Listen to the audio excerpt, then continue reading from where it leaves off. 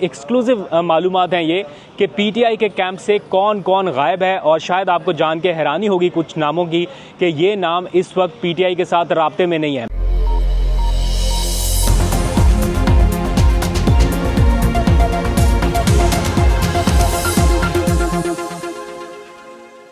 बिस्मिल्लाहिर्रहमानिर्रहीम, अस्सलाम वालेकुम। पाकिस्तान और दुनिया भर में देखने और सुनने वालों को अब्दुल कादिर का सलाम and a very good morning.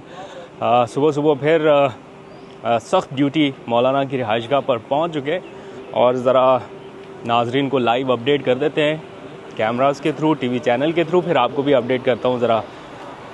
Oh, phone आ भी गया। रेडी भाई? हेलो, हाँ जी, वालेकुम सलाम। पहुंच गया। अच्छा, ये बताओ, मुलाकात एक्सपेक्टेड है मौलाना से पीटीआई की? हाँ, एक्सपेक्टेड तो है, उन्होंने आना तो था। मैं आपको अपडेट करता हूँ ज़रा चेक करके, वेरीफाई करके। तो यहाँ से जो कुछ भी होगा वो आपको अपडेट करता रहूँगा। लेकिन एक ब्रेकिंग न्यूज़ मैं आपको बताना चाहता हूँ कि पाकिस्तान तहरीक इंसाफ के 2 नहीं, 5 नहीं, 7 भी नहीं, 9 भी नहीं, 11 अरकान इस वक्त मिसिंग हैं। उनके नाम भी सामने आ चुके हैं, उनकी तफसीलात भी सामने आ चुकी हैं। मैं इसी व्लॉग में कुछ ही देर में आपको बताऊंगा भी कि कौन कौन से लोग मिसिंग हैं, और शायद आप लोगों को जान के थोड़ी हैरानी भी होगी और थोड़ी सी परेशानी भी होगी, लेकिन ख़बर बहरहाल आप लोगों तक पहुंचाना ज़रूरी है, तो इसलिए वो भी आपको बताऊंगा।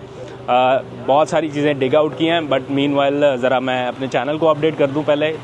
ओके जी, तो हमने अपने चैनल को अपडेट कर दिया है, ताज़ा तरीन सूरत हाल उनको बता दिया है कि क्या हो रहा है मौलाना की रिहाइशगाह पे अभी और क्या होने जा रहा है कुछ ही देर बाद। आपको भी बता देते हैं, पाकिस्तान तहरीक इंसाफ का वफ्द एक्सपेक्टेड है कि आज अपने हतमी जवाब के साथ मौलाना के साथ मुलाकात करे, क्योंकि गुज़िश्ता रात आपको पता है कि 2 बजे के करीब आखिरी मुलाकात ख़त्म हुई थी बिलावल के साथ, और अब एक्सपेक्टेड है कि आज दिन में 2 बजे के करीब पहली मुलाकात होगी शायद पीटीआई के लोगों के साथ, क्योंकि पीटीआई ने आज तक का वक्त मांगा था, वरना हो सकता है कि ये वोटिंग में मौलाना साहब चले जाएं। अच्छा, वो उन लोगों के नाम मंजर आम पे लाने से पहले जो पीटीआई से अपना राब्ता ख़त्म कर चुके हैं, ऑथेंटिक मुसद्दका इन्फॉर्मेशन है, वो आप लोगों तक पहुंचाने से पहले मैं थोड़ा सा बता दूं आपको कि ये आईनी तरमीम में अब जो जिन चीज़ों पर इत्तफाक हो गया है या जो होने जा रहा है, उसमें पीटीआई के लिए वर्स्ट क्या है, या क्या कहते हैं कि कितना बुरा है और कितना मुनासिब सा है, जो भी आप कहना चाहें वो कह सकते हैं।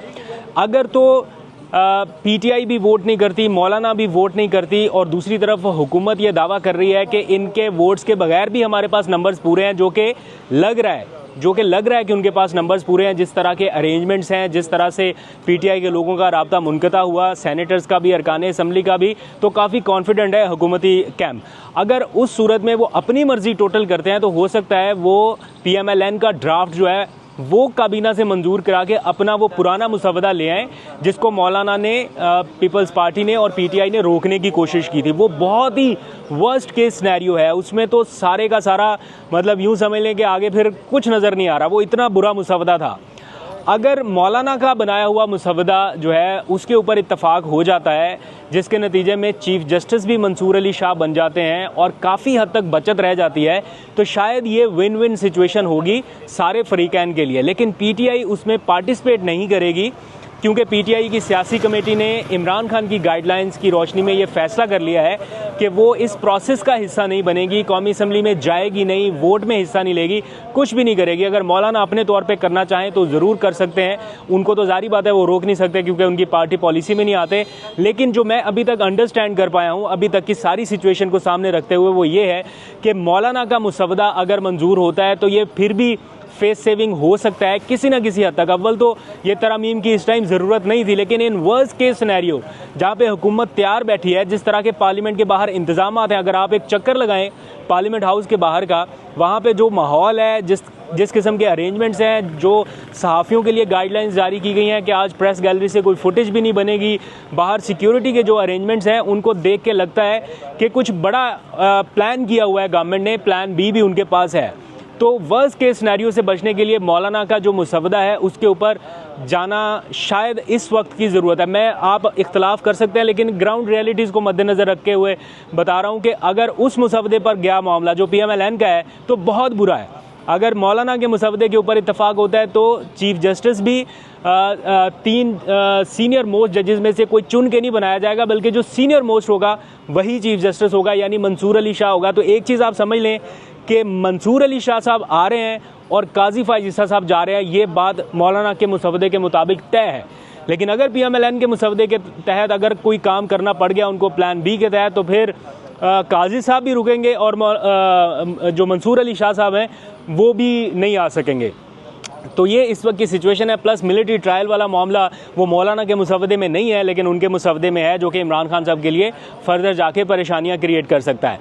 अब आ जाइए, मैं ज़रा आपको बता देता हूँ, एक्सक्लूसिव मालूमात हैं ये कि PTI के कैंप से कौन कौन गायब है। और शायद आपको जान के हैरानी होगी कुछ नामों की कि ये नाम इस वक्त PTI के साथ राब्ते में नहीं है। मैं एक बार फिर आपको क्लियर कर दूँ, मैं ये नहीं कह रहा कि ये लोग हुकूमती कैंप को ज्वाइन कर चुके हैं या ये वोट करने वाले हैं। मैं इनकी किसी की नीयत के ऊपर कोई शक नहीं कर रहा, लेकिन मुसद्दका मालूमात के मुताबिक इन लोगों का PTI के कैंप से राब्ता ख़त्म हो चुका है। ये राब्ते में नहीं है, ना रिस्पॉन्ड कर रहे हैं, ना किसी बारे में बता रहे हैं, ना ये ट्रेस हो पा रहे हैं PTI के लोगों से।